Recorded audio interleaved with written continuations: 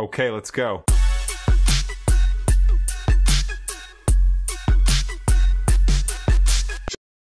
Brad, kaibigan, ikaw ba ay may plano na pumunta dito sa New Zealand? Pues, ang video na ito ay para sa'yo. Para kunting kaalaman lang, kunting aware lang kaibigan. Kung ikaw ay nag-a-apply na dyan sa agency sa Pilipinas, kailangan Brad, ang advice ko lang, suriin mo ng maigi, magtanong kung meron kang kakilala dito sa New Zealand, kung ano ba ang background ng kumpanya.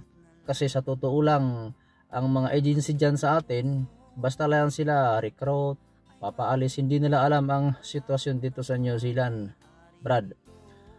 Since 2023 hanggang ngayon 2024 katapusan na, naroon pa rin yung resesyon. Marami dito ang walang trabaho.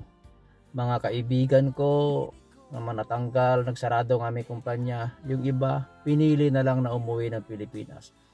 Pero kung ikaw ay natanggap na o may plano, basta yon ang tips ko sa'yo. Magtanong, suriin ng maigi. Dahil baka magaya ka ng iba, o wag naman sana. Yung iba kasing mga kababayan natin, nakarating dito, sa totoo lang, yung iba 1 buwan, 2 buwan, 3 buwan, wala nang trabaho. Kung wala ka ng trabaho dito, ang bayarin ganito, lingguhan, babayad ka ng bahay, babayad ka ng kotse, may life insurance ka, meron ka pang cellphone, pagkain. Kasi gaya ko, karpintero, pagdating dito kailangan mo nang kumuha ng kotse. Ang pagkuha ng kotse dito ay napakabilis. Para ka lang bumili ng tinape sa tindahan, pagdating ng hapon, dala mo na yung sasakyan. Ganon kadaling kumuha ng sasakyan. Pero pag ikay mawala ng trabaho, napakahirap. Kaya yun ang tips ko sa'yo. Kung maganda naman ang kumpanya mo at ayos, sa totoo lang, masarap mamuhay dito sa New Zealand. Kung suswertihin ka sa trabaho, dire-diretso, kahit Lunes lang hanggang Biyernes, ika nga matutupad talaga ang iyong pangarap, basta hindi ka lang talaga maluho.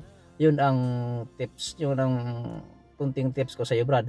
At ika lang, kung bago ka pala sa akin channel, palambing naman ang isang like dyan, pasubscribe na rin para sa susunod mga video ko manonotify ka na YouTube. Saka marami akong video dyan, kabayan, regarding dito sa New Zealand. At kung mayroon pang gustong mag-request yan, gagawa pa ako.